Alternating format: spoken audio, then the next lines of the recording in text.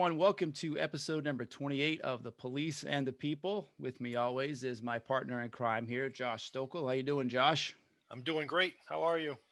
I'm great, man. I'm very good. Just getting ready for the winter. I believe it was our guest here that said once. No, I'm sorry. Maybe it was a different comedian. I apologize if it was that. There's two seasons in New England. There's winter, and then there's getting ready for winter, right? So we're finishing up the getting ready for winter part, and Yeah. we're ready to take it out. Got all my wood stacked and everything, so life is good. And also with us, you can see here is Mr. Juston McKinney. Uh, I'm sure you guys all recognize him, but you know him for his comedy, especially when it comes to picking on New England. And it seems like you pick on New Hampshire more than anybody else, which I love. Just a real quick bio on Juston. Juston was born in Portsmouth, New Hampshire, where he grew up until the sixth grade. And I'm just reading this from his website, so you know. Official. Uh, yeah, it is official. And that's I love this. That's when his aunt and dad, wanting to get away from the hustle and bustle of Portsmouth life, packed up the family of eight. Wow, and moved to the to Kittery, Maine, which cracks me up because, as you know, it's right over the border. Why there? 2.3 miles away. Why did you go from a state with no taxes to a state that has sales taxes?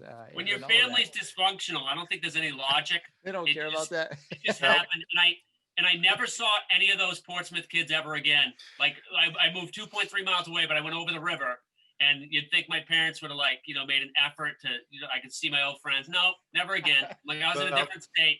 That was it. You gotta make new friends. Tim, you have to understand too that Kittery, Maine had one thing that Portsmouth, New Hampshire didn't have back in those days. What's and that? I'll see if Justin knows what that one thing is. It's not there anymore, but Kittery was known for it until the mid 2000s. And it was called. Are you talking about the Danish Health Club? I am exactly talking about the Danish Health Club. I've joked about that in my act before. I did one of my Christmas shows years ago.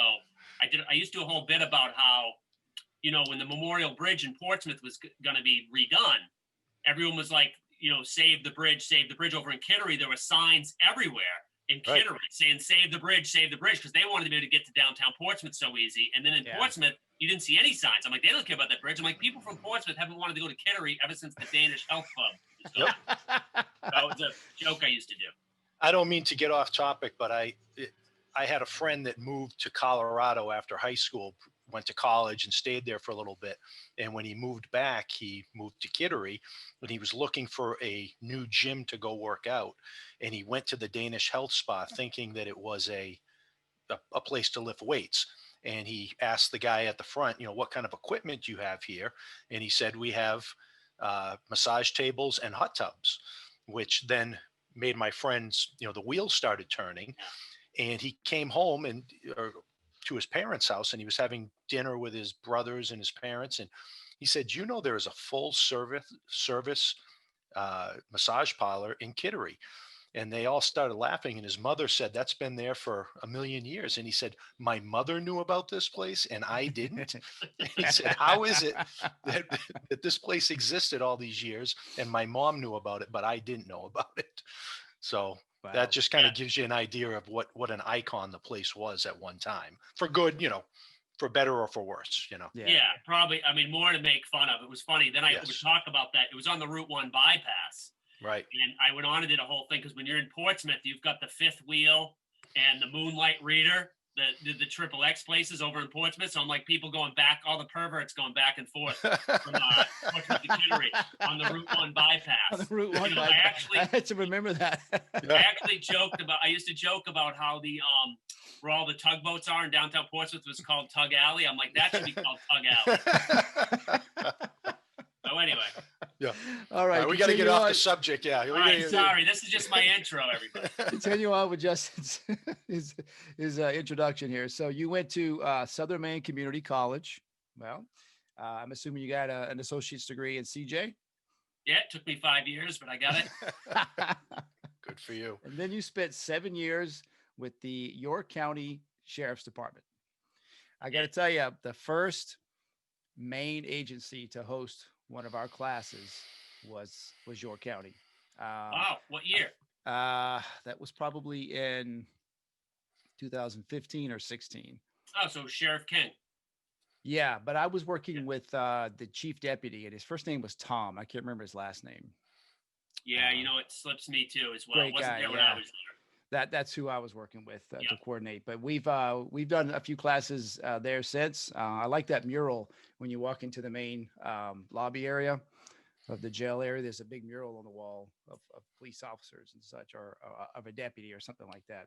Yeah, cool. I think I vaguely, I've only been into the new facility a couple times. I used to go back and ride still with some of the guys, going ride-alongs. Yep. After I left in 07, but when I was there in 89, it was, a lot of my material was about being on one of the poorest and smallest police departments in the state.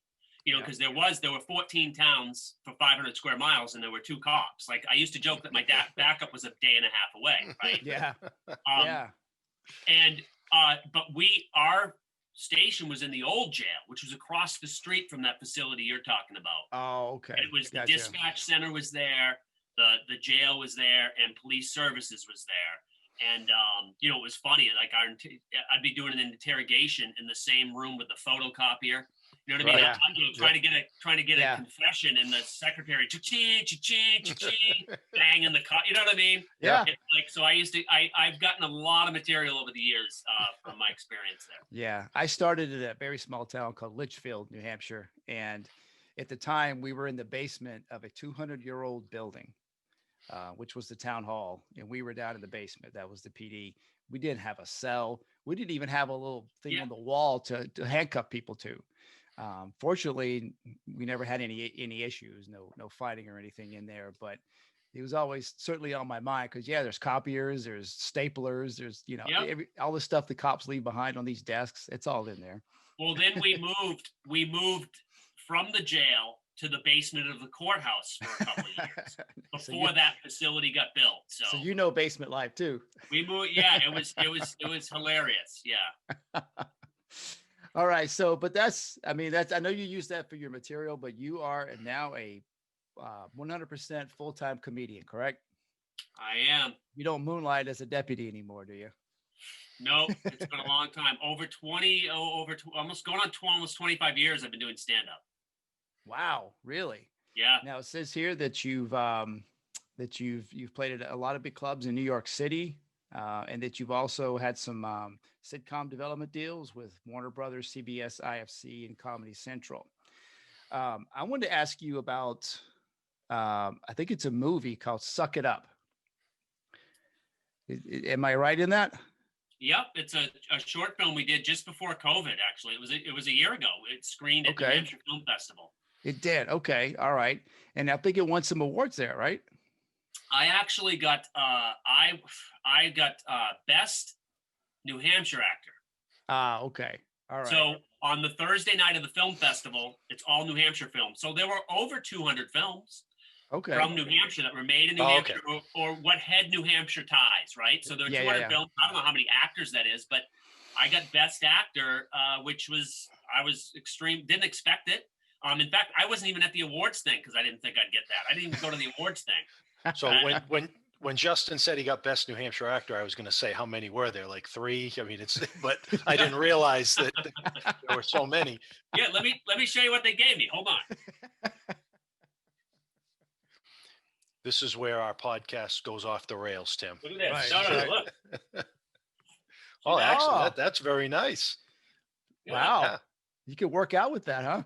I mean, this is, you know what? I moved back to, in 06, I left Los Angeles because I went to New York and LA. That's where I got, the Tonight Show and all these, my TV credits and all that stuff just from living in the cities. And I moved back in 06 and, I can't help but think, I was in my peak of my entertainment career and I come back to New Hampshire, which is the place where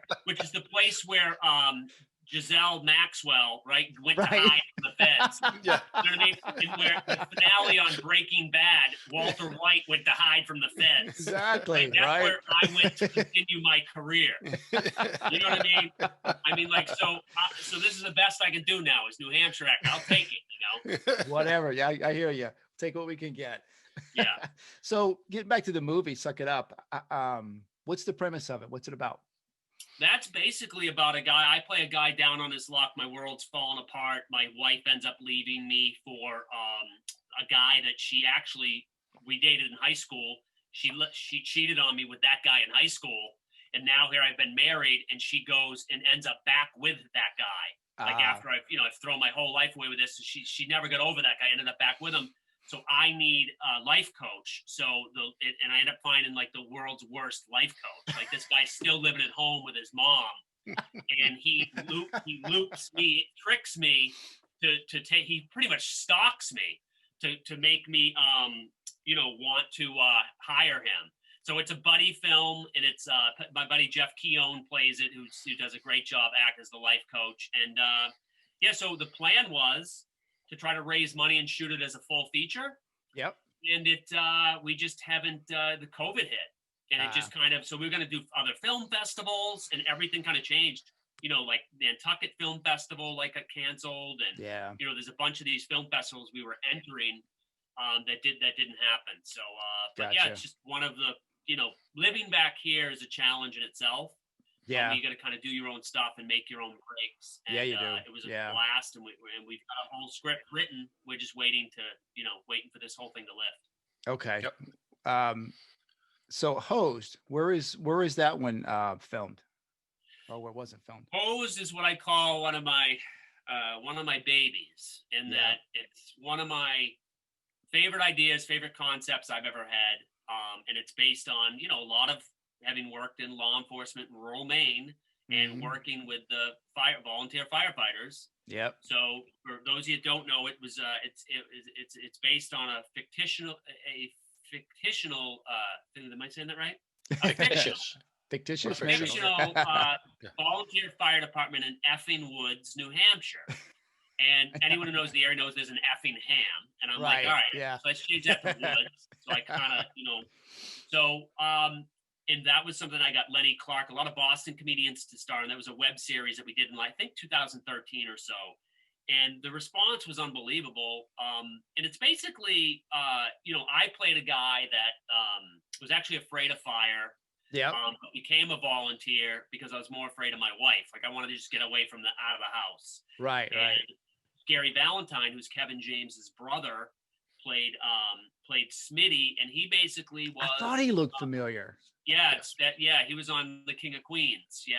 Gary Valentine, and he's the guy that kind of a ladies' man. He's goes to the tanning booth, and he's always trying to meet women by saying he's a fireman, and he just leaves out the volunteer part. Right. Not that there's anything wrong with that. I mean, look, we need volunteers, obviously, and my hat goes off. I mean, that's the whole thing. Oh, sure. These people volunteer, but I have more volunteer firefighters who love that show, and they can relate to it. So Dennis Leary saw it, and his production company reached out. And we sold it to IFC. I wrote the whole pilot to the Independent Film Channel. And, a lot of times what happens in this business is when somebody green lights something and then they leave the company, they're no longer there. Whatever projects they green lighted just die. Right. And so it went from, we pitched it. That's the only place we pitched it was IFC. We had one pitch meeting and they bought it from us, just off the idea, off of the web series. And I think we did four little clips are out there still online. Hosed, HOSED. Yeah. But yeah, so it was just one of those where the response was so amazing from everybody. I still go anywhere in the country, I will show up and people will be like, what's going on with Hosed? So we wanted to try to make that a movie as well. And since then a show came out, I think it's called Tacoma FD or something. It's on True TV. Yeah. Okay. Isn't that the same? It's kind of the same guys that did the they were the Vermont Troopers, right? It is the same guys, and it's not about a volunteer fire department, but it's a fire department. But it's like, sometimes you just need everything has to line up for stuff to get on, and obviously those guys have a ton of juice, having super troopers, and they were able to get it done. So Hosed is that thing that someday I'm holding out hope that. That makes a comeback and can happen, because that was so much fun to do, and that's maybe as much fun as I've had in my whole career. Yeah. Was it filmed here in New Hampshire? Sorry, Josh. Was it filmed here in New Hampshire? The bulk of it was filmed at Newfields, New Hampshire Fire Department, Oh, okay. And downtown Newmarket we used. Okay. Yep, we All used right. and shot some of it in Newmarket. Yeah. Gotcha. It's funny.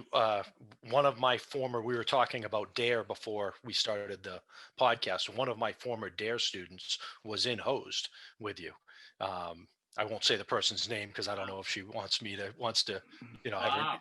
us discussing it. But I remember saying that's one of my former Dare Oh, students from when I wow. was a Small Dare world. officer.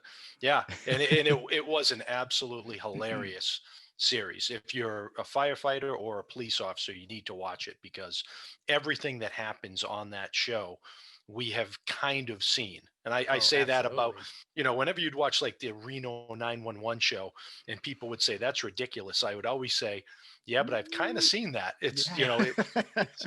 it's born out of real life incidents. And the Right. same thing with Hosed. And then you made that comment that things die. We have an instructor with our company who came from Miami-Dade, and he had done some work with like the Miami Vice television, the movie, and CSI Miami. He had been like an advisor Sure. on those, and he mentioned that at one point he had a program that it looked like was going to get green lit, but there was a writer's strike, and he said as soon as the strike was over, Yeah. everything died on the vine. So it is amazing how things can get all that momentum in the entertainment business, and then just the bottom falls out of it from something. COVID is very significant, a writer's strike is significant, but something you would think once everything kind of gets back spun up, it should be ready to go again, but Well, that's not how it works, right? no, and I'll tell you something else. You want to talk about timing? One of the things that's happening now with anything law enforcement related is kind of dead because Right. of the whole climate right now, right? So Right. I have a show that I'm writing with a good friend of mine out in California, and we were ready to sell this thing back in March, April. Mhm. Like when before the George Floyd thing happened, and it just from the agent, it was like, yeah, right now there's like no cop show. I mean, look, they stopped filming Cops. Yep. Live PD got canceled. It was all this stuff. So I'm sitting on this project that I really like. That's law enforcement based. Yeah. Maybe that's going to change. I think it's and I know you guys have been battling that on this podcast, talking a lot about that. Sure. And it's something that, it's unfortunate, but I'm hoping that the pendulum swings back the other way. Yeah, I hope so as well. It's certainly, and that's a good segue to talk about current affairs in law enforcement these days. I was telling Josh recently that I'm so glad that I'm retired, that I'm not dealing with it right now. But my heart truly goes out to these officers that are out there now that are the brunt of hate that shouldn't even really exist. It's based on false information. That basically the system is inherently racist, and it's not. It just isn't, and the numbers show that every day. But people don't care about numbers; they just care about their emotional responses. Couldn't agree more, Tim. Couldn't agree more. Here I am. I've been out of law enforcement since '97. Yeah, and I shouldn't give a crap. But you know what? I did it. I was on the job, and you can't help but have your heart ripped out for these people that are out there doing it. Because I know the truth. Yeah, I know the truth. I went to a Black Lives Matter rally. I went to one of the rallies early on after George Floyd. And if I didn't have my perspective, and I was an 18-year-old kid, 19-year-old kid, and I was there at that, reading the names of all of these people in the last 5 years who died from police, I would think that they read 100 names at this rally. Mm-hmm. I would have thought there was 100 George Floyds. Like it was 100 cases of the handcuffed people. Like, and it just rips my heart out. I mean, as they're saying the names, I know almost all of the cases. Right. I'm familiar with them. Yeah. And the reality of the cases, if you stop and listen to the information and know the facts, right, almost all of them involve resisting arrest, trying to grab a weapon, fighting with the cop. Almost all of them. And it's not to say that there isn't issues that we have to address, and that some of them aren't about race. Maybe there are some racists out there, but to think that everybody is, Right. it just it's a slap in my face for what I did. Some of the best human beings I know are cops. It's a slap in all of their faces. Yep. And I had a case, I started after the Michael Brown one, the hands up, don't shoot, which that was a false narrative. There was never hands up, don't shoot. Right. And I made a line, and this is kind of like, I don't know. I don't do jokes about on stage. I kind of stay away from it in my stand-up. This podcast is more about me just talking my opinions. But it entered my mind after that, where being the comedian in me, thought to myself, what kind of world do we live in where you can't rob a store and then walk down the middle of the road without being harassed by a cop? Right. Do you know what I'm getting at? I mean, Sure. Look, we all. It's so. I lost my train of thought on that. Well, I think it comes back to personal responsibility, which as police officers, we certainly have personal responsibility, and we have a responsibility to communities. We have a responsibility to our departments, and we have a responsibility to ourselves as professionals, but we expect similar levels of responsibility out of the citizens as well. So in other words, it's unfair for police officers to judge others. And we would hope that people wouldn't paint police officers with such a broad brush, but that is what we have seen, unfortunately. Sure. Yeah. And Josh, it brought me back to the point. I just remembered where I was going, and then I wanted to just follow up with what you were just talking about. So when the Michael Brown thing happened, that's what's going. I remember thinking, and there was this whole narrative of, this whole feeling like all cops are just racist, looking to hurt and kill people, especially minorities. I got thinking about the one case that I had that was dangerous in Maine. Was a black guy who had a knife, wanted me to shoot him. I talked him out of it for 45 minutes. I talked him into, he even said that day, he said to me, he thanked me and I hugged me. It's like, if there's any other cop, I might be dead right now. You know what I mean? Like, but I had to call a partner and just double check. I go, was he black? Like, I wasn't even 100% sure. That's how unaware of what color skin his, I wasn't thinking of that. And and cops aren't thinking of that. And to hear me and some of these great people in law enforcement, who Chief Capano, Manchester's leaving. I don't know if you know him, and I worry about that. Like everyone's trying to flee now because and we're going to lose all these good people. But him and I were talking on the phone one time. I hope he doesn't mind me giving him a plug or talking about him here. But we were just to hear us talk, two guys who started law enforcement in the 90s, just about how sad it is, this narrative, because we know that we don't care. We go to a threat. We don't want to hurt anybody. We don't want it to end bad. We'd rather not do any of that. It's like, we don't care. We're not looking at any of that. But when Josh, you just mentioned the responsibility and personal responsibility. Since 2015 or 16, after the Michael Brown thing, I'd been writing pages and pages of my thoughts down about this whole thing. And my whole thing is about unity and working together, because I know there's nothing better than the community and the police. The police are the community, making it try to work together. So I had come up with an idea, and I didn't know to pitch it at a police academy or for the public, but almost a program that was for the police and the public. And it was called CURE, which is an acronym for communication, understanding, responsibility, and empathy, right? And it's, as from a cop's point, it's basically getting the public and the police to know what it's like to walk in their shoes. You know what I mean? So you're a cop, you show up, you're dealing with a minority, know that what they might be thinking, their perception of you. How can you communicate to them, look, this is what I'm doing. You don't have to be a jerk. You don't have to have that attitude. Good cops never liked the cops that treated the badge a little too. They had that bad attitude. I could remember not liking, the very, bullies. Very few cops I knew. There's only a few where I'm like, all right, I wish that guy had a little bit of better attitude, Right. Yeah. But being able to communicate that to them, and then understanding where the other one's coming from, and then having that responsibility of, if a cop does cross the line, he's going to be held responsible. Yes. But the other path is responsibility with the public.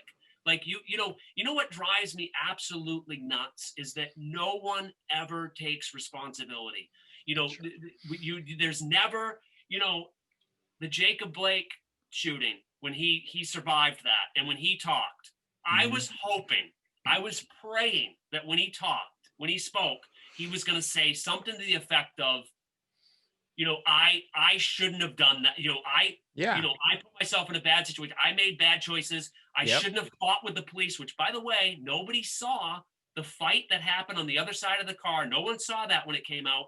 No one saw him get tased. No, people didn't know about the sexual assault warrant that was out for him. Yeah, the allegations. Nobody knew about any of that. You only see the end. But if that was my family member, and I grew up in a family that did not like cops. This is the whole irony here too, right? My dad got arrested 100 times. Okay, he has since changed now that he was an alcoholic, homeless alcoholic.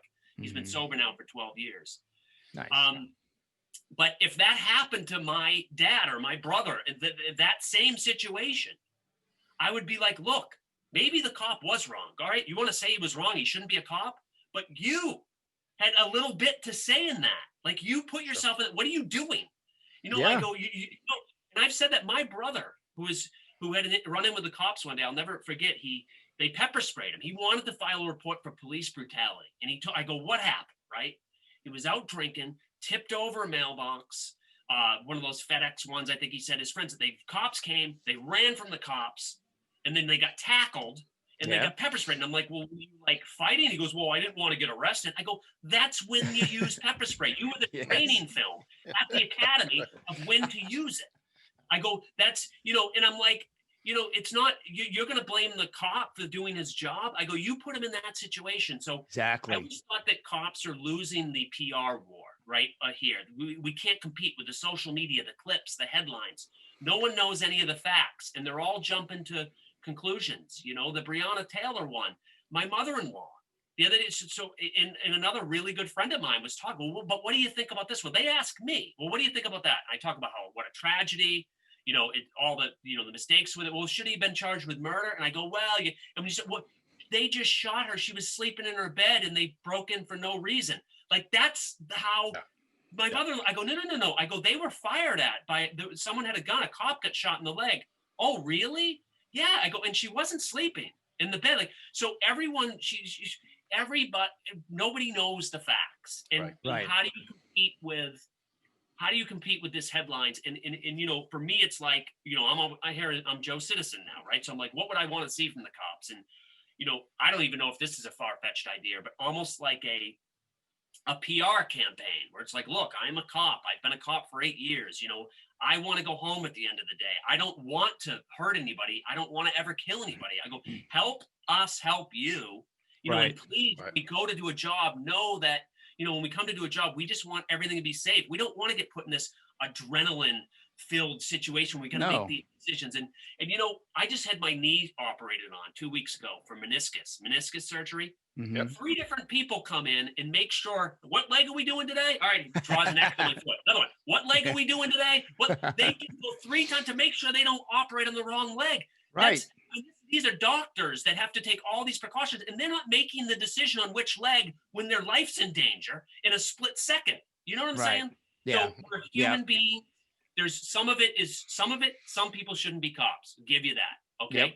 Some of it is training is there, and some of it's human error and mistakes and tragedies. Occasionally those tragedies do happen. And Breonna Taylor was a complete tragedy. It was horrible case. Absolutely. And there's other cases that I've seen where it's like, that's wrong. Like, this officer's got to be charged. He crossed the line. Yeah. But like South Carolina. Yeah. Of course. Yes. Yeah. There's a bunch, and I've seen it, there are those. But now, so here's the gist of it is, what am I afraid of the most? Making the environment so anti-police that good people don't want to be cops. And then it makes it worse. It's already happening. I know it is. I've talked to people. They're hiring people before this even happened. Last year, I was told they're hiring people they wouldn't hire 5 years ago. So this is where we're at in society. So the whole, if you agree that we need a society that's policed, we have to come up with a way to make them work. And the police are the community. And I don't know the answers. I don't know how you're gonna. I feel like if you've got one view of it, and but you can't deny the divisive narrative that it feels like the media wants to push. course, You know, because that the clicks, clicks get money. it's They get, clicks. yeah, It's that's what it's all about. There was just a case the other day. Police, the riots. I think it's the Wisconsin one, where the Yeah. riots breaking out in Wisconsin. I mean, it's Mhm. just it says after police kill another black man. I believe I got all the way down to the bottom. Well, if you really research it, for one, I think the officer's black. You know the case? Yeah, They- in Kenosha, right? Yeah, I No, no, believe. no.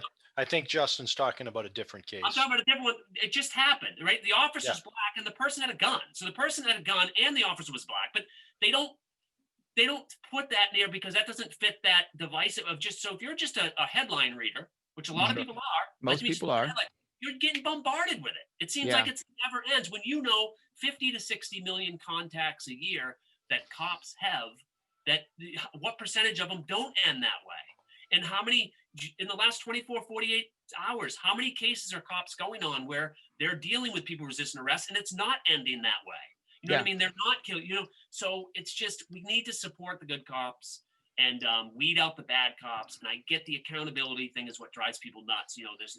But if you don't understand the job, it's very hard because you and I can see a shooting and be like the Wendy's one, right? In Georgia. In Georgia, Atlanta, yeah. Yeah. So the one where he's grabbing the taser and he fires it at the cop, and the people don't realize that during the training with the taser that if you get hit with the taser, you're incapacitated for a number of seconds. They could take For your gun and 5 shoot. seconds. Yeah. Yeah, and they don't Yep. know that. They don't know that cops are watching these training videos where they pull up to a car and the person's being all nice and acting like they're buddy and reaches in and then turns around and fires a gun at them and shoots them. And so Mhm. it's a really tough job. It's a really tough situation, but I appreciate everyone who's a cop because, I think the majority of America realizes it. I really do think it's a majority. So if you're a cop, out there, I agree with you. Yeah. I mean, I guess the thing to know is that I think the silent majority knows and needs you. Yeah. And really appreciate what you're doing, and we're lucky we do it. I mean, it's like cops are heroes. That's the good cops are heroes, and that's the bottom line. Yeah. And that's the closest we've got in this society to a hero. Yeah. If we need one, is a cop. I mean, they run into danger, and how we go from, we got school shootings, we got terrorists, we got all these things that we're under attack that the cops have to run and go and deal with. Yep. And it amazes me how cold and callous some people can be towards cops. When I will risk my life for you, a perfect stranger. I don't care what color you are. I don't care where you come from. Yep. I'll take this on. Just don't Yeah. put a uniform. You got to think I'm a scumbag and I'm a racist person just going around trying to kill a minority. I mean, that's how far the one end of the spectrum is. Sure. Absolutely. And that's Yep. such a minority, and I think you just have to keep that in mind. And yeah, so I don't know. Look, I could talk about this, guys, for hours. I mean, it's Yeah. so complex. It's so it's sad. That's why it's a passion of mine. I don't get into it on stage. I don't want to, I don't want to make people feel uncomfortable. I mean, I talk a little bit about it, but I do it in a way where I can't, you can't go down this road because I have friends that are extremely on both ends of the spectrum. When it comes to law enforcement, as far as whether they support them or whether they, or whether they just think that, abolish the police. I mean, come on. I mean, abolish the police. Yeah. What's going to happen then? You're not No. living in a reality. Now, the No. reform, clearly No. having mental health person, if you get a call and someone says this person has a mental health situation, having someone go with the cop, that's fine. But what's the time frame there? Does this person have a gun? They're running around. How are you getting them? Exactly. How are we executing that? But this idea of, and I think a lot of people have realized that to say defund the police was a mistake. That's not what they really mean. Or at least some don't mean it. Some do. It's more of a reallocation. A lot of people reallocate some of the funding for, like you said, more mental health assistance, more crisis intervention, that sort of thing. Yeah. Right. Yep. Yeah. But it's just I don't know the answer. I don't know the answer, but it's just a tough time for our country right now. Sure. It is. It is. Josh, did you have something? Yeah, just Justin, with your cure concept, I guess I'll call it. Yeah. What you were talking about, that's really interesting, and the reason I say that is because I had a friend on the job, very nice person, very good guy, wife and kids, and one evening he and his wife got into an argument. And that's really all it was, I guess, just a verbal argument. But a neighbor called the police, and officers showed up, and it was really just a husband and wife that were yelling at each other. And I saw him a few days later, and he said, I never understood why people would get so angry at us when we showed up for these incidents. And he said, but once I had police officers in my house telling me to go in one room, telling my wife to go in the other room while they talk to us, talk to my kids, he said, I was getting so angry and so frustrated. And he said, I know the job, I know what they're doing, and I know what they're trying to do. Mm-hmm. And I know that they just don't want a violent encounter. And he said, but now that I was on the other side of that a little bit, he said, I can understand how people get so defensive with us and don't want to cooperate, and how it escalates to violent encounters on domestics. And he said, and in the situation of my wife and I, we just got into an argument. He said that was it. So when you talk about trying to have officers walk in the shoes of others, I think that's a great idea. And I just think back to my friend who said, I will now approach domestic violence situations completely different because I can understand what it's like to have the police standing in your home telling you what to do, and how frustrating that can be. So I think that there's a lot of value to, you know, creating situations where police officers can see other people's perspectives, because it's very easy for us to feel we're large and in charge Yep. and we're going to save the day, and it all comes from good intentions. But if you don't have the right makeup, the right personality makeup, it can go sideways very, very quickly. And I'm Yes. talking about good cops, and it can go sideways for them because they just don't have that perspective. They don't have that frame of reference to kind of draw from. So I think your idea is fantastic. I'd love to talk to you more about it. And Sure. No, anything I could do, like I'm about unity, and I'm about solving problems. Yeah. What can be Sure. done that makes it better for everyone, for society. It breaks my heart to see, what's happening. And part of what helped me as a cop, and I think a lot of cops could kind of think about this a little bit, because my dad was getting arrested a lot. The cops are over. He had this negative impression of cops. You can use that to your advantage in the sense of, when I was going to calls, I would almost treat everybody like they were my dad. They don't like cops. Yeah. How do I change their mind? If there's a silver lining in all this, as an officer, you can change a mind. Like, you can leave that. You could go just by the way you act, by the way you carry yourself. You can leave that person with that lasting impression. And that's Absolutely. what happened. My dad had I think he was in high school. The Milton, is it Milton Pond there? Mill Pond, right there by the junior high school in Portsmouth, Hampshire. Yeah, South Mill Pond. He had a bad run-in with a cop. This shaped his view of cops at a very young age. I don't know if he got tackled hard, if he got rough, if you got, if he's saying he got a hard arrest, whatever it was. And I go, well, what did you do, Dad? And he goes, well, I went into the cruiser and I took the keys. It was a big wad of keys to the whole town. And he took them out of the cruiser and he threw the keys into the pond. So that's what he did to put himself in that situation. So forget the fact that, Dad, well, you probably shouldn't have done that. He didn't want to hear that. But however he was treated there, he had this whole, it stuck with him. So I was always trying to, change minds one at a time. That's why when a cop does cross the line and does do something wrong, how upset I was about it, how much it bothered me. Because I'm like, all the good ones are doing damage control. Sure. Yeah. But I guess my point is by being nice to people and the way you treat them, when you do, you go into that house. I mean, we've got to be aware of it. But the public doesn't even understand. I say a lot of the public doesn't understand. Oh my gosh, I was pulled over and the cop walked up and he had his hand on his gun. I mean, it's me, like they don't understand that, like, it's 1 a.m, it's nighttime. It's just their, you know what I mean? They don't know you. They don't know who you are. So they're just, it's not you, and it's just crazy. And there, so it's that walking in the other person's footsteps, and the public should know what it's like to be the cop. Right. I just want to go Yeah. home, at the end of the night. I don't want Right. to do this.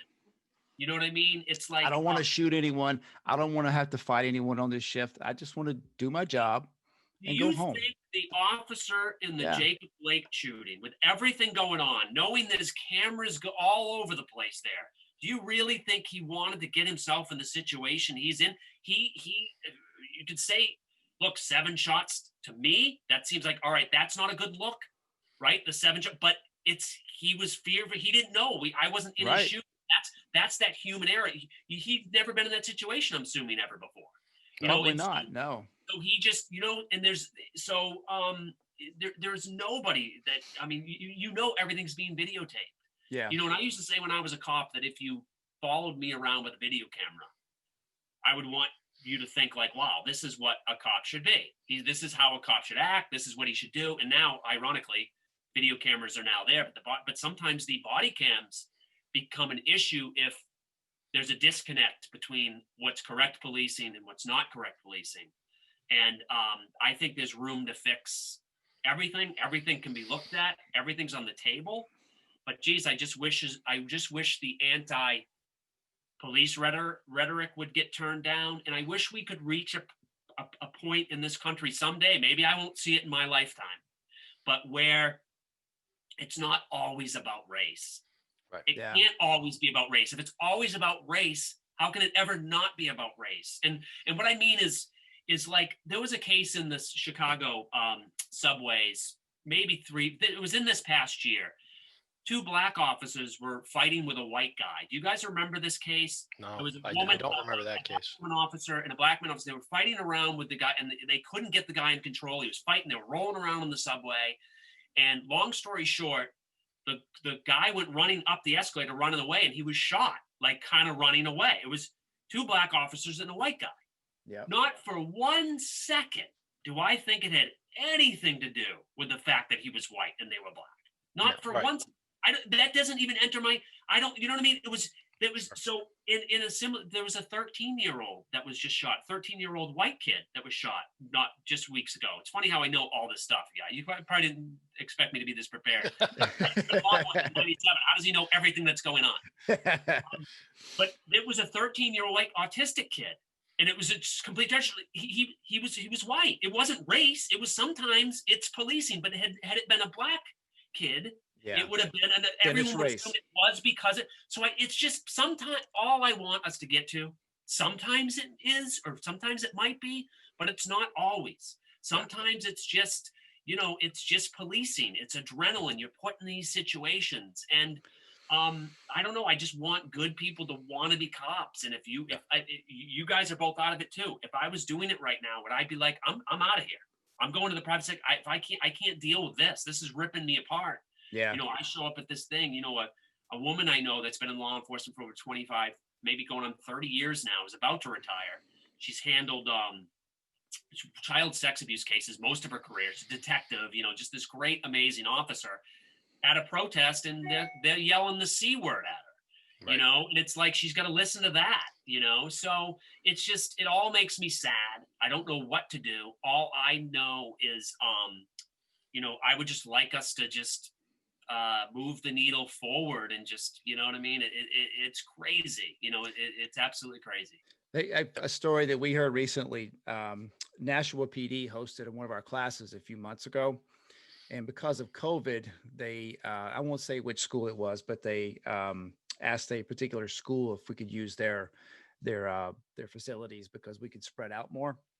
It was during the summer months, so school was closed. Yeah, school was out. And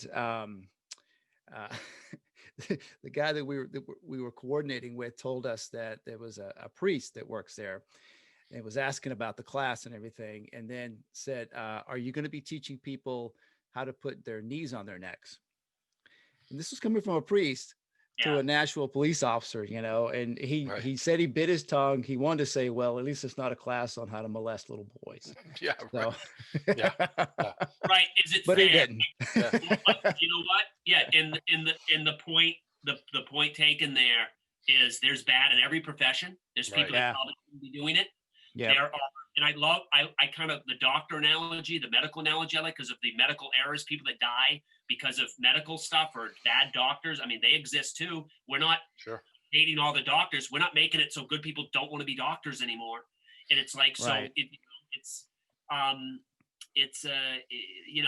just a crazy situation. And I, I mean, I just, LeBron James, tweeting that, we're being hunted every day. Yeah. After the it's just not true. That's not I mean, true at all. It's just not true. And that was after the Jacob Blake shooting, where when you look at the facts of that case, that's not being hunted. Being hunted is sitting in your cruiser and getting shot in the head. That's being hunted. Yep. So police officers are hunted in this country more than people are. Yes. Because ambushes. You're sitting there. Yep. Where's the case where a police officer walks up to a couple eating dinner and they just get shot because they're sitting there eating dinner? That's being hunted.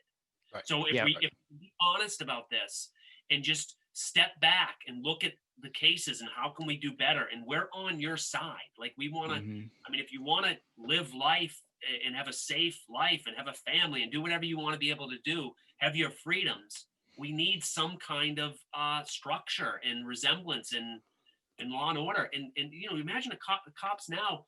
I mean, just everything you're dealing with, whether kids pulling up to kids, just the mouthy, you get that over and over and over again. Yeah. It's the one day you don't snap. Yeah, exactly. The other day, there's a cop in my town chalking tires.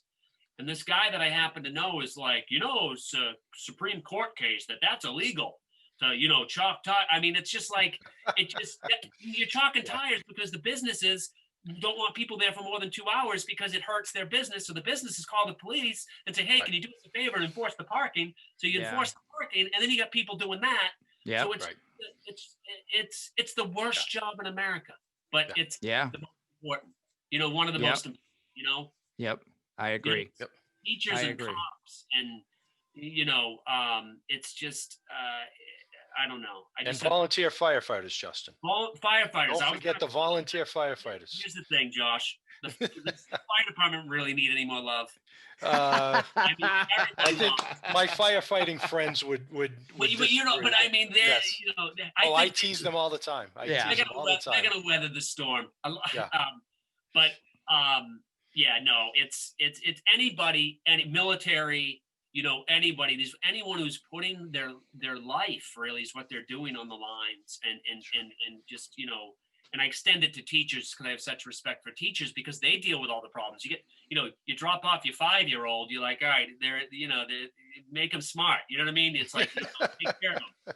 And they deal with all walks of life and have to navigate. So that's why the DARE program, the idea of community teachers and parents, kind of working together, the concept, the idea is important. I believe in that, that structure of, how do we work together? Oh, this whole thing about making kids think that the cops are the bad guys and the enemy and be afraid of cops. How is that helping? Right. They took a cartoon off, didn't they?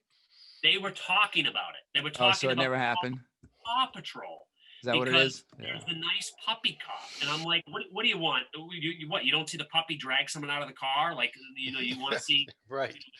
It's absolutely crazy. You want McGruff to bite a couple kids just to make it, you know what I mean? This isn't an accurate depiction. So I think that, what do we talk about? Society crumbling is with the younger people, it's always no respect for authority, right? Mm-hmm. No respect for adults, our parents, or just this lack of respect. So you want to teach that? I mean, actually, in some of these schools, they're trying to push my town of Kittery.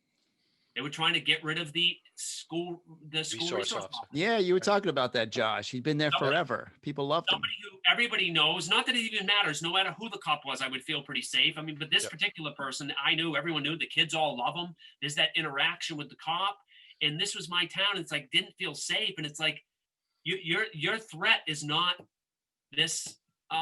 This officer, your threat is another kid coming in with a knife or a gun or a fight. I mean, you kid, you serious? It's so that just made me so sad. I almost went down and spoke at the town meeting about that when they did it, because I didn't even want to be a cop when I was in high school.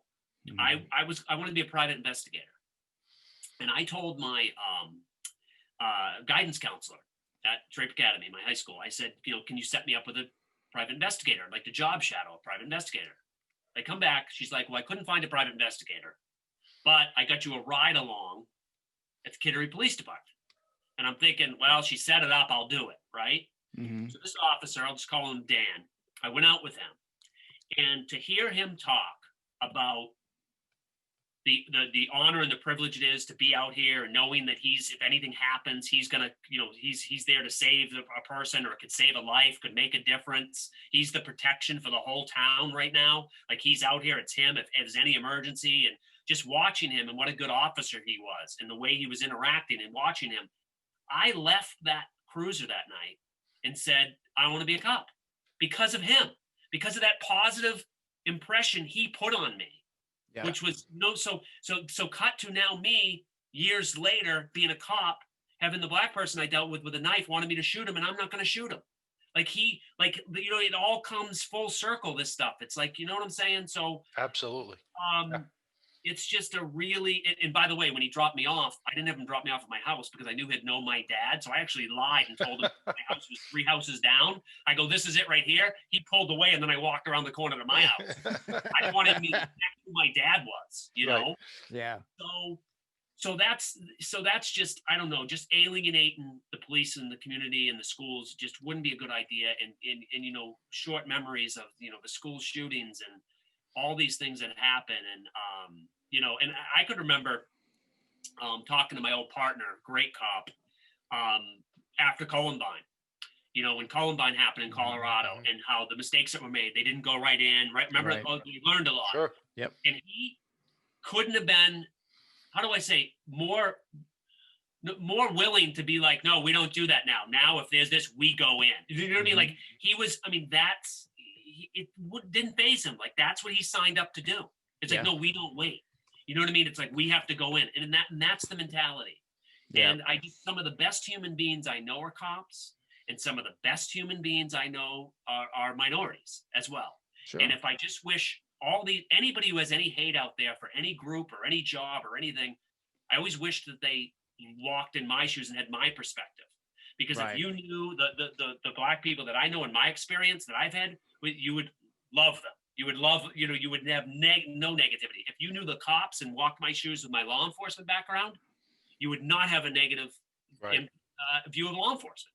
Right. You just wouldn't. And if I hadn't done it, who knows? Maybe I'd be on that side, and I'd be like, hey, there's just too much stuff here. But I just know too much about it because I went through it. I'm in the training. The day I had the black guy with the knife that wanted me to shoot him, I didn't come back to the station and nobody was like, oh, that's the black guy, or you could have shot. I mean, like, nobody, it doesn't even phase. It's on nobody's radar. He was a human being. It ended good. Everyone is a human being.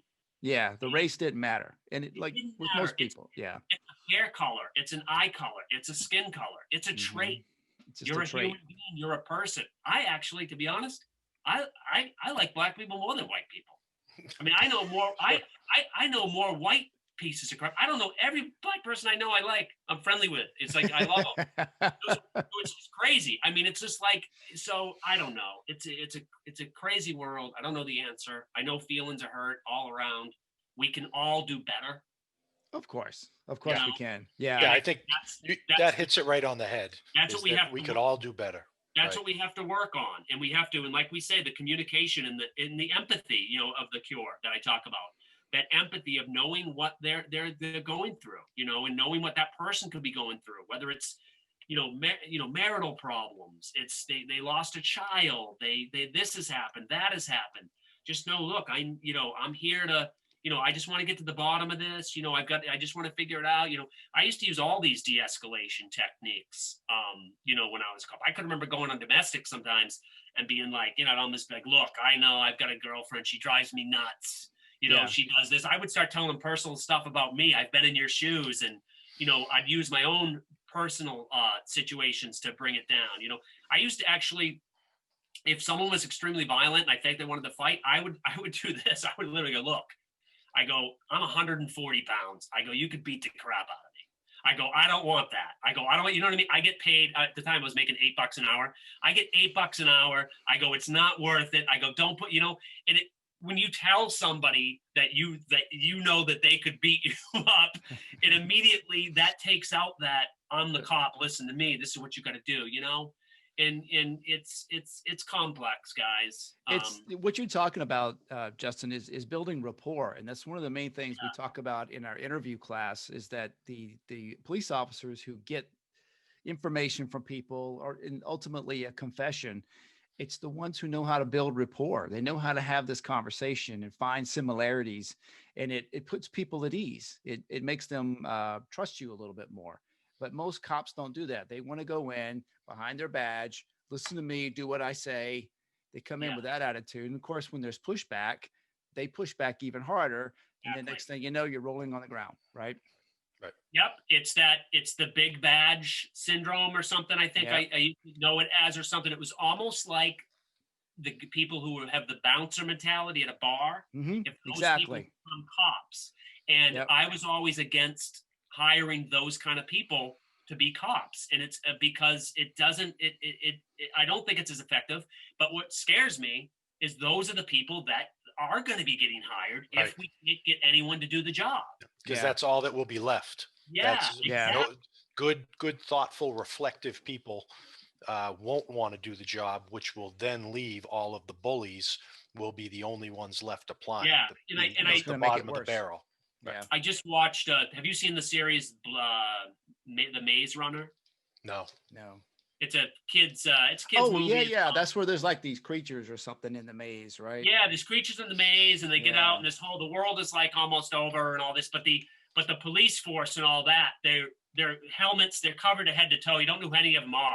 They're just they just come in and do the job, and there's no, like they're almost like robots. Mm-hmm. And I'm like, that's what we're going to get to, where it's just like, this is just the forces, and this is just, they just come in, and rather than that community policing of knowing what's going on, and hey, I'm here for you if you ever need, so. I tried to watch the most recent version of The Watchmen, the series. Mm-hmm. I haven't seen it didn't last because they got a little too woke, but there was something that really stuck out to me, that it's a direction we may be going in. And it's that all the police officers had to wear masks when they were on duty, because so people wouldn't know who they were when they were off duty, because they would target them. And the second thing was, in the cruisers, the guns were locked, and you had to radio into dispatch to unlock your gun because you felt like there was going to be trouble. And I think that's where we're going. That's probably the type of world we're going into, where the police officers have to wear masks because, as you know, some officers have been targeted off duty. Yeah. And then it's going to be to a point where we're not going to carry guns anymore and just get really annihilated out there because the other people will have guns. Yeah. Yeah. I mean, I don't know how to fix it. Yeah. It really is. That's the most heart-wrenching thing, right? Is there's no answer. And we could go 6 months, couldn't we? Couldn't we go 6 months without any really big high-profile case, and then there's one? Boom. And then it's you're right back to square one. Yeah. The train goes right off the rails again. Just when you're getting it back on, boom. All those cop TikTok videos, singing songs, gets us back on, and then boom. Well, I think that goes back to what Justin was saying about, you could do all the good in the world. You could handle calls for service perfectly and be respectful of everybody. And then all it takes is one or two bullies to bring it right back to all the police officers are bad. They're treating us inhuman. So it's really important for police officers to remember that every single thing that you're doing out there, people are watching, people are judging the profession as a whole. It's not just you. So when you have those cops say, well, I don't care, I am who I am, you don't understand that what you are doing is impacting all of the good police officers out there, because people are just seeing the uniform. They're not seeing the person, him or herself. Yeah, for sure. So Justin, you ever fire your gun in anger when you were on duty, when you were a police officer? You ever Fired at a person? Never. All right. Did you ever fire at anything else? Yeah, so you're setting me up for my story. It actually lives on YouTube if you want to see it with an audience. Oh, I've watched it many, many times, Justin. I have too. Yeah. I actually show it in my trainings. When I teach a class, I show that video. Let me, by the way, I have another story that I could share with, especially Sure. this audience would appreciate it before we get into that, and then I'll back into the other one. But I would tell people the closest I came to shooting a person was I had been on the force for a couple of years. It's up in a town called Buxton, Maine, which was one of our towns. We had 14 towns that didn't have a police department. Buxton had a police department, I think, until midnight, and then they were off. From midnight to 8, we covered the town. You know, the sheriff's patrol. That's a burning metropolis, Justin. Burning metropolis. Well, Buxton now they're round the clock now. It's big time. But at the time, this is in the 90s. Big time. So I get an alarm call at 1 in the morning at this strip mall I've never been to, right? And so I'm looking through the windows, the alarm, you know, when that alarm is going off, that's the adrenaline. I mean, you don't know if someone's there. Can't hear them. I have no backup. My backup's 45 minutes away. So I'm all by myself, right? I mean, it's, you know, so the alarm's going off, and I'm going through the thing, and I'm looking through the windows, and I don't even know if this was good, if this was, you know, correct training or not. But I'm looking through like all the windows. It's like a hardware store. I'm looking in the hardware store, nothing there. I go to the next place. It's like a laundromat. I'm like looking in the laundromat, you know, and I've got my, you know, my gun out, but it's like down here, you know.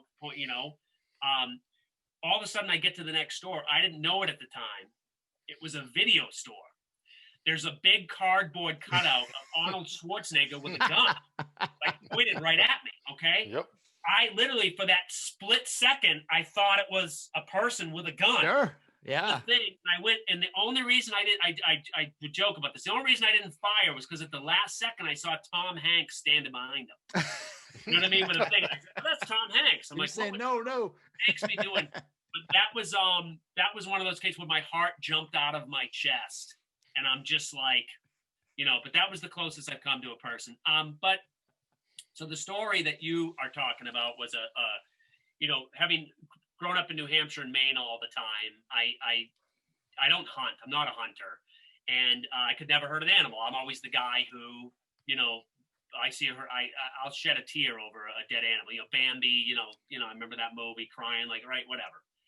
So I'm just not a hunter. I could never hurt an animal. So I get the call of a car hitting a deer on Route 109 in Acton, but the deer is still alive, right? So I immediately am thinking, what am I going to do? Like, they didn't teach me that at the police academy. I'm thinking that they think if you're from Maine, you know how to hunt, right? You know how to kill a deer. Sure. So I didn't know how I was going to tackle it. So I was going really slow, hoping, you know, it died before I got there. You know what I mean? That's what I was really hoping. I didn't even want to deal with this, you know? Mm-hmm.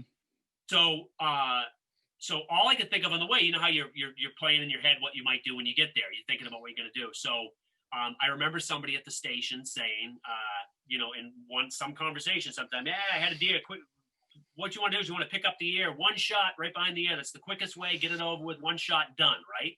So this is what I remember in I go, okay, so that's what I'm going to do. So I pull up to the scene.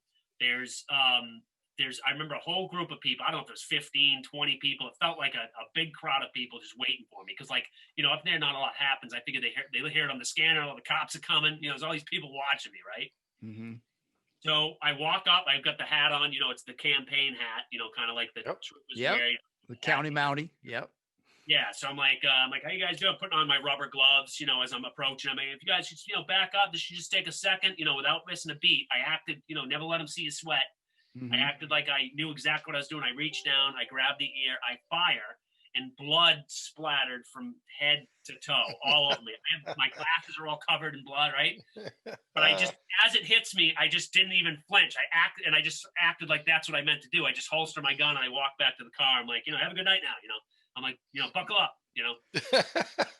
So I'm sitting in the car and I'm looking in the rearview mirror. Now I'm shaking. I'm like shaking, you know.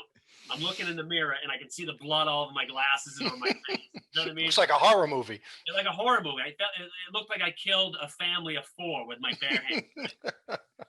So I walk into the station and I'm like, yeah, who told me to pick up the air one shot? And the officer was like, oh man, we were just kidding about that. They're like, you don't go near a wounded animal. It's like, for the hooves are like razor blades. Like if it kicks you, it could slice your stomach open, right? So I'm like, then it hits me. Why it occurred to me why all the people watching, they all know not to go near the animal, while as I'm like doing it, I could feel them being like, what the hell's this guy doing? So they all know like Rambo not to go over near there. the animal. So I'm thinking that I'm like this, for the next 4 years, no one ever committed a crime in that town while I was on duty, because like, there's that psycho cop McKinney. They all thought I was like some crazy cop, when really I just didn't really know what to do, and I was trying to, you know what I mean? I was piecing it together on the fly. But that kind of circles back around with training as well, right? Oh Right. yeah, absolutely, You know? absolutely. That's funny. I've had to put down quite a few deer in my day, in my 20 years. My funniest story though was we got a call for a hit deer, and I get there, and this was on the second shift, and the deer's in the middle of the road, not a very big one, maybe 100 pounds, and it was wintertime, and I could see that it was still breathing, but its eyes were closed. So we had to get permission from the supervisor to put the animal down. I got permission, and at the time we carried our shotguns in the trunk. So I opened my door. It was a Crown Vic. There was a door release there. Yep. I hit it, and there was another guy who came by. Another officer was working. He says, "Hey Tim, look out!" And I look back, and the deer is up on its feet, and it's staggering, and it ran right into my car, into the driver's side. Yep. Lights were going on. I could hear the engine revving. He's going. All I could think about was that movie Tommy Boy. Yep. When the deer woke up in the back and just destroyed the car. That's all I could think about, is the chief's going to kill me because his car is about to get demolished. So I reach and I grab him by his back haunches and I just pulled it out, and it came out, and then it just kind of ran in the woods and left. That was that. That's great. We walked out. Yeah, and that happens more often than not, right? I guess it was just knocked out, unconscious, I guess, or playing dead. One of the old guys that I worked with, and I think it was him and a trooper. I remember the story vaguely, but they had some kind of a large cat. I don't know if it was a mountain, whatever the heck, a bobcat, mountain lion, whatever. Yep. But it was in the bed of the truck, and that thing like woke up and like started attacking them. And I believe they shot like through the bed of the truck. Like they put a hole in the truck. Like it was like, so yeah, these animals are crazy. But that's New England life as a cop, Yeah, right. It sure is. And then I knew that you stand back and the shotgun. Yeah. Is the preferred shotgun all the way. Because, lights out. Out of its misery, obviously. It sounds but like you said, you want to make darn sure it's it needs it. Right. Yeah. No, that one that ran from you could have died like 24 hours later, Right. It could have. Yeah, certainly could have. Cool. Yeah. So Justin, I want to talk to you more. We'll do it off of the show about your cure program, because we're developing a class right now with 2 other very, very experienced police officers. And the premise behind this is we want police administrators to understand that it's so important to have a good hiring process. They're hiring quality people. And then the FTO process is a quality process, so that you're weeding out bad people in that program as well. But we're going to be talking about early warning systems, so that administrators can see these red flags that come up with certain officers. Yep. But we're kind of ending it in a way that we talk about reconnecting with the community, but not just in a way that it's window dressing. For example, this is one of the things we're going to talk about. Is it's great that you put your department policies up on your website so people can see it. That's wonderful. But wouldn't it be even better if the community was part of the policy development process, so that they can kind of weigh in on it a little bit? Mm-hmm. And so that's kind of where we're going with this. But we'd love to maybe get your program off the ground, or at least get you in front of an audience Sure. of police officers, administrators, because we can do that. So certainly that's something we can Sure. talk about. Yeah, absolutely. I'm glad that you're doing that. Yeah, I mean, I think it's important, and you know, what is it? I mean, you hear it over and over again that you know, no one hates bad cops more than good cops. Right. You know what I mean? Right. Yeah. And if you know, if the more we can weed out, it's funny. Where do I have it? I don't want to run and go get it for you, but if you saw, since I've been, I don't know, I've had it for 25 years. I've got a framed picture of Serpico, the movie Serpico. Yeah. Frank Serpico. Yeah. For all these years, but it was like, you know, it was, you know, I always thought that had I stayed in law enforcement, you know, especially if I was on a big department, I'd either have been a chief of police somewhere, or I would have worked in internal affairs, you know, to try to, you know, weed out people that probably shouldn't be cops. It's going to take a special kind of person, I think, going on. Like you really got to, you know, I think we're right on with the whole, you know, that big badge, you know, I'm the authority, you got to listen to me, like that whole mindset. We got to kind of that initial contact. We got to try to get people who understand where they're coming from, and just, you know, that's gonna be goal one when you go into a play. You know, obviously if there's a threat, you know, you've got to deal with the threat. Of course. But when you know, I used to train guys. I'd train the new guys. I'd say the only people who shouldn't like cops are criminals. Right. That's it. Everybody else should be on your side. So we're failing. We're failing if more and more of the public is jumping ship. And if the law-abiding public isn't supporting us in an overwhelming majority, you know, we're doing something wrong, or there's something we could maybe do. Yeah. And it's you know, it's just crazy. And there's 800,000 cops, as you know. I think that number is still about right in this country. And of the, you know, 95% of them are you know, should be there. Yes. I don't know if you know, I don't know if that number is a little even low. Maybe it's even higher than that. I didn't know any bad cops, really. You know, it was, you know, I knew there was one cop that I knew that the community didn't like, and it was the way he dealt with people. And the other cops were annoyed with him. Yeah. Because he would, you know, people, oh, I hate this guy, you know, and that would piss off the other cops, you know. But I mean, I'd say this, like I said, there's very few. There's very few. For the most part, the overwhelming majority of people, they have families, they have kids, they want to go home, they want to have their weekend, just like you want to have your weekend. And you know, I don't know. I was joking that, you know, if you hire, I don't want to. A lot of times it's the younger cops, right? You're not mature enough. You don't know. Sure. You know what I mean? I was always thinking if you hired cops that are only 50 and over, there'd be no fighting. Right. I mean, exactly. I tore my meniscus in the garden. and that's what I would say. If I was a cop, I go, listen, buddy. I go, I tore my meniscus moving perennials last 6 months ago. I go, I don't want to fight. Like, I don't want anything. You know what I mean? It's like, here's our situation. Yep.